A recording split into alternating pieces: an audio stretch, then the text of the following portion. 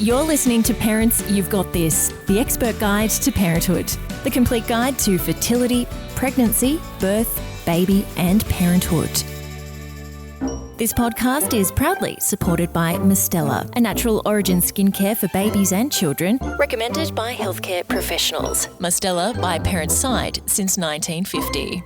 This week on the Expert Guide to Parenthood podcast, we're talking all about screen time. And this is a big one. How much is too much screen time? What's not enough? Or should our kids be on screens at all? We are joined today by our child psychologist expert, Deirdre Brandner, who brings a wealth of information and expertise. She brings her own lived experience and also her professional experience. She has worked for decades with children and families, and she knows exactly the impact of screen time on children and comes today with her own recommendations. So, Dee, we are so lucky to have you. Thank you very much for joining us. Thanks for having me. Now, Dee, let's just start with the obvious question. Is screen time okay? Screen time is okay because it actually is a normal part of our worlds nowadays. And it's really important that we don't, demonise screen time. But it's about what we're doing on screen time, how much time we spend, and what our kids are watching and interacting with. So what are the potential risks of having too much screen time? We know that having too much screen times can prevent our children from engaging in things they should be doing, like playing, like being outside, doing all those activities that are really important for their social and emotional development, as well as their physical development. So it's about the balance. And are there differences between recreational screen time and educational screen time? I think it's much easier for parents to justify educational screen time, but really, is there a big difference between the two, or can screen time sort of be pulled together as one thing? Look, I think it's very easy to divide it between those two options, recreational and educational. Although our children sometimes spend a really long time trying to convince us that what they're doing is educational. That's right, yes. But it's actually more important to think about what's active screen use and what's just that scrolling or that YouTube watching. It's different if you're watching YouTube to listen to a TED Talk or a documentary. But if you're just scrolling randomly, we know that not only is that recreational, it's non-active. So we don't mind if you are reciprocating in screen time, like FaceTiming, talking with friends, or watching something with mum or dad or with a friend and commenting on it. So it's good to consider dividing screen time into those two categories. And does the actual screen make a difference when you're talking about screen time? There's phones, iPads, TVs. Does that make a difference? It does make a difference. We know that we really should avoid giving very young children our phones. I know it's really easy. It's from an early age. We know that iPads are better than phones, and we know that computers are better than iPads, only because of the visibility of what they're watching. So if they've got their iPad in their room, that's more of a problem than just being on a phone at all, because we need to be witness to what our children are being exposed to. And can we break that down a bit, Dee, Yes. into age groups? So in terms of the devices and amount of time, and also around that parental supervision. Absolutely. We know that for under the age of 18 months, children should not be exposed to screens at all. And between that preschool age, the sorts of screen use they should be exposed to might be FaceTiming grandparents or dad or mum at work. And any other than that would be before school, an hour only, once a day, and it should be educational in nature. So it might be watching their favourite show that has some educational content. When it gets to primary school, we know that we like to think about it only being an hour a day of what we call your own screen time, because we know that schools nowadays, our kids are on laptops, Chromebooks, iPads all day. So it's important that we're factoring the amount of screen use they've already had by the time we get them home. What about what they're viewing? It can be really hard to control that, can't it? Particularly as they get older. I know with teenagers having phones, it's very hard to have any sort of control. How do we, control some of that content? Absolutely, and I think it's really alarming because we know that changes happen in technology faster than us parents can keep up with. It's really important from the get-go, though, that you have a rule that there is no technology in rooms at night at all. Really important. Secondly, that we have parental controls on devices, so from the age of 13 down. Beyond that, we know that our children are really good at working around parental controls.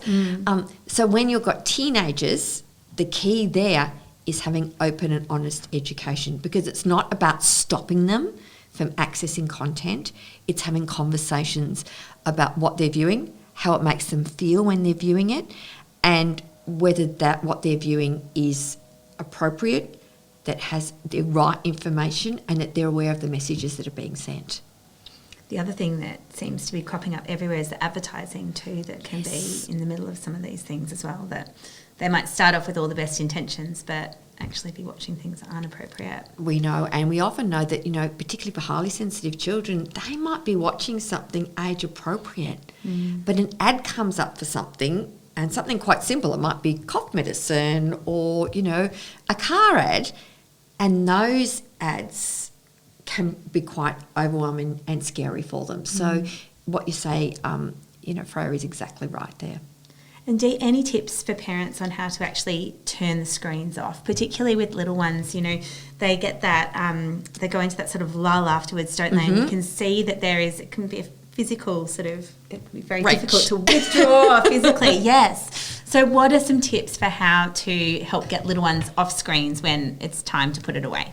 So my number one tip is learning to have where it cuts out by automatically. Yeah, so where it's virtually cutting out, so you're not the person having to wrench it out of it. So that's my first tip. Oh, that's a good one. Yes, but some of us are not very tech savvy, and that can't happen. So it is about having what I call the transitional item. So with little ones, it's about saying, right, we're going to put that down now because we've got this toy, or because we're going to be doing this. And so straight away, that transitional moment has to be really evident. It's better if it's visual, and it's better if we're really positive about it.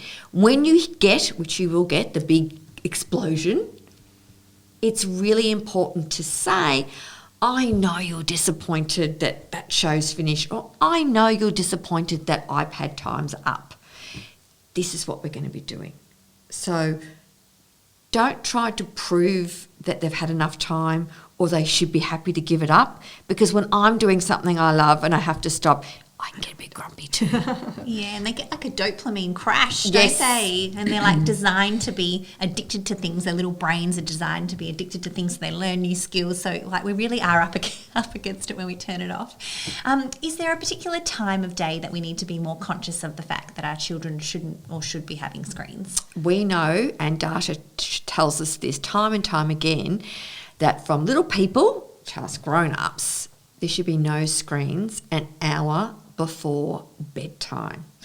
And I know that can be really difficult, because I know for families, that part between dinner and bath and after is really chaotic and busy. And sometimes we find ourselves using screens to get our children down off that big heightened activity level that they're at, but we know that's really unhelpful. So number one rule, no screens before bed. And if I was to introduce it another time, no screens as soon as we get up. And that goes for us grown-ups as well. Research time and time again tells us our mood decreases if the first thing we do is look at our phone or our tablet as soon as we get up. So Dee, if we're noticing behavioural changes in our child, is it possible that these are attributed to screen use? Are there any correlations or any research that shows a connection between screen time and behaviour? There is absolutely a connection between those. There's a recent study that's only just come out that looks at frustration and anger in preschoolers as a function of the amount of time that they spend on screens. So the more time they spend on screens, the more likely it is they're going to have issues with anger and frustration. Wow. And that isn't just because of what they're doing and seeing on the screen. It's because what they're missing out on. If your child is on a screen all the time, they're not learning what to do to develop and cope with frustration. And so if you're playing a game with your friend and they take your toys, you are going to get frustrated, but you learn how to cope with that frustration. And we as parents are often victim of, my child's having a meltdown, here you go, here's a screen. And the babysitting values of screens are meaning that our children's behaviour is being impacted. Definitely. I notice myself seeing like my own children getting angry, and also too, I think, because they're not getting rid of that physical energy. Oh, definitely. That's so important, Christy. They're not having that balance in their life. They're not being outside, not exercising. We're not having that actual physical rough and tumble. It's all projected through a screen, which we know isn't real life. And those things are really important for children's development. Thank you so much, Dee, for sharing this information today. Is there anything else that you want to add? Any sort of parting words of wisdom for parents? I think it's really hard dealing with screens and technology, but they are a huge part of our lives. And for parents, put your own phone down. Oh, gosh. I know. It's a big one, isn't it? So hop off that device as I'm just swiping my phone. A huge thanks to Mistella for sponsoring this episode. When we become parents, we welcome any tips and tricks that can make our lives easier. Mistella's specific care range includes products that you may need for your child's specific needs. This includes Dicastella for little skin boo-boos, vitamin barrier cream for nappy rash, and the shampoo and cream for cradle cap. Mistella products are dermatologist and paediatrician tested. Mistella is our family's favourite. You've been listening to the Expert Guide to Parenthood podcast. Never forget, parents. You've got this. Join a Parents You've Got This masterclass today to be prepared, excited and educated for pregnancy, birth, baby and parenthood. Visit www.parentsyou'vegotthis.com.au and sign up for a masterclass today. The information provided in this podcast is general in nature and is intended to support, not replace, a discussion with your doctor or healthcare professional. Parents You've Got This take no responsibility for any medical decisions made by individuals based on the information provided in this podcast.